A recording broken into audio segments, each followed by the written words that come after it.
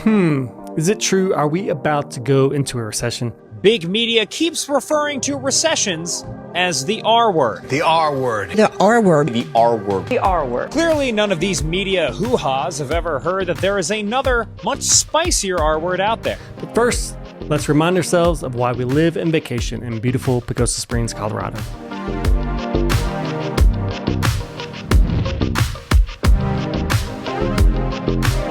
It's taken me some time to get this market recap out for 2025, and that's because I wanted to wait and see if we could get a glimpse of what's in store for 2025. And after 3 months in, well, everyone is about as confused as Mother Nature has been so far this winter in Pagosa Springs.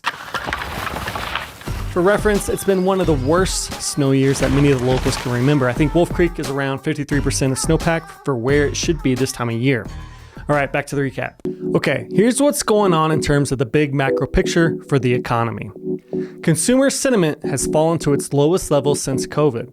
The yield curve, which has predicted the last 3 recessions, recently went positive, indicating a recession is just around the corner. The US stock market has lost over 10% since recent highs, while the global stock market has performed rather well. And nearly 92% of CEOs say they are concerned about a recession due in big part to tariffs, which have been all over the place. One day they're on, the next day they're off, one day they're 25%, the next day they're 200%. No one really knows what's going to happen because there's no clear signals as to what's for real or not. And so in response, the betting markets have increased their chances of a recession. Whether that happens or not remains to be seen. But let's prepare ourselves a little bit. Let's ask the question, what if we do go into recession? And what will happen to our local real estate market? And I think that's the key here, local. What could happen in major cities across the United States may not impact retirement areas like Pagosa Springs. For instance, you might have heard in the news that inventory in residential real estate markets has now eclipsed pre-pandemic levels, which is critical in getting housing prices to fall. And this is true for some pandemic hotspots such as Texas, Florida, Arizona, and even Colorado. Colorado inventory is up 12% when compared to pre-pandemic levels. But here's what you have to remember. Colorado's western slope is not the same as the Front Range. Southwest Colorado makes up only 4% of the state's total population, even though it accounts for 21% of Colorado's landmass. And it's a very different story for our area compared to the rest of Colorado. Compared to pre-pandemic levels, Pagosa Springs is down 25%. And that is in big part because of a lack of construction in our area compared to suburbs and cities. Because of that, our prices remain relatively stable when compared to greater Colorado, and especially Texas, where almost half of our market ends up coming from. So if a recession does hit, it may not impact Pagosa Springs nearly as much as it could the Front Range. And even if it does, real estate typically fares rather well in recessionary environments. In fact, real estate values continue to rise. Only during the Great Recession did we experience significant valuation decreases. What a recession usually means for real estate is lower interest rates, which makes houses more affordable, causing more demand to enter into the market, which is why prices usually go up during recessions. Speaking of demand, let's take a quick look at how demand and supply fared in 2024 and whether we can expect similar numbers this coming summer. New listings for Pagosa Springs in 2024 jumped up significantly compared to 2023, but because 2023 was a record low year, well, we're still short of average market conditions. And when I say average, I'm referencing the 5-year period before COVID. Sales in 2024 were down 1% for all properties compared to a year ago, but still did better than the recession years of 2010 through 2014. So in essence, demand continues to hold. But there is some changes in the wind for Pagosa Springs. Condos and townhomes had a little bit of a different story than houses did in 2024. When compared to a year ago, condo listings were down 6%, whereas houses were down 25%. But sales for condos were up 26%, while sales for houses were down 9%. So there's definitely more inventory and more interest in condos because it is at a much lower price point. And this was evidenced in December, where the median price for Pagosa fell pretty drastically, but the price per square foot held steady. There's also some potential trouble for our luxury market. In 2024, only 48% of homes above the $1 million price point crossed over to the closing table. Compare that to 2021 through 2023, where it was almost 60%. Now understand that this is the kind of data you're only going to find from Team M Squared. We dig deep to make sure you have all the information and confidence you need to either sell or buy here in Southern Colorado. Now when it comes to selling your home, it comes down to 2 things, price and exposure. And we guarantee you more exposure than your competitors with our marketing program. Here's the deal. We go far beyond just posting your listing to the MLS. We do more to get you more, which means spending thousands of dollars, our own dollars, on creating quality cinematic advertising advertising materials that capture a buyer's attention and then advertising those materials through targeted campaigns to residents and tourists passing through this area.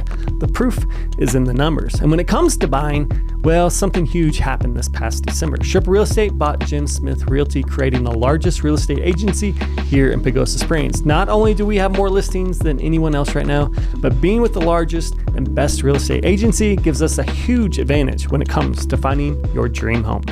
All right, enough with the little promo, back to the data. So now you know what happened in 2024. What can we expect this summer? After all, this is why most of you are watching this video. Well, here's what I think. First, if you are a luxury seller, it's absolutely vital to have your home priced correctly. In fact, in 2024, homes over $1 million averaged a closing price that was 10.4% under their original list price, nearly 4 points more than homes under $1 million.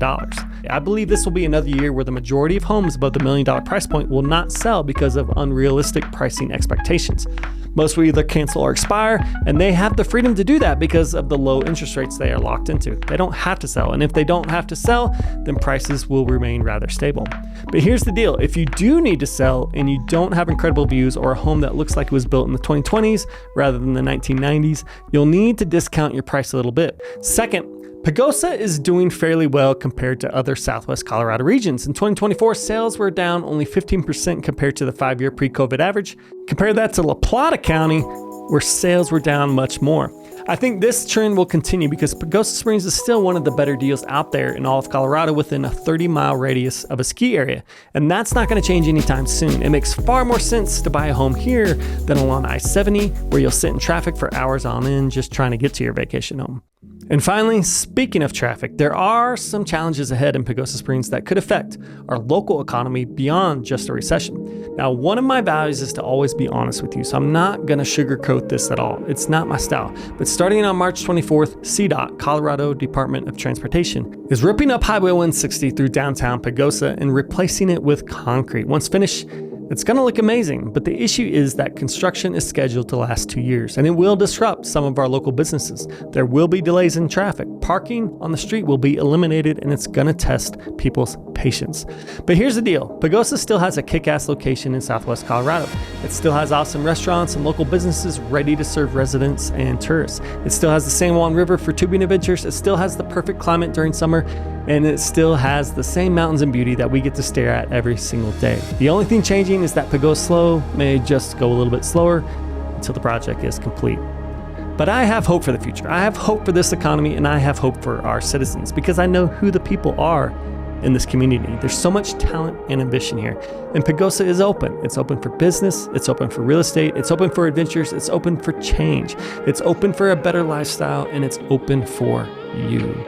So overall, I'm pretty positive about the future, and I think real estate will continue to slightly go up as we go throughout the year. All right, I got to wrap this up and take advantage of the last few days up at Wolf Creek Ski Area before it closes. So thank you so much for watching, and if you have any questions, contact Team M Squared. We'd love to help you dream of a better life here in Pagosa Springs, Colorado.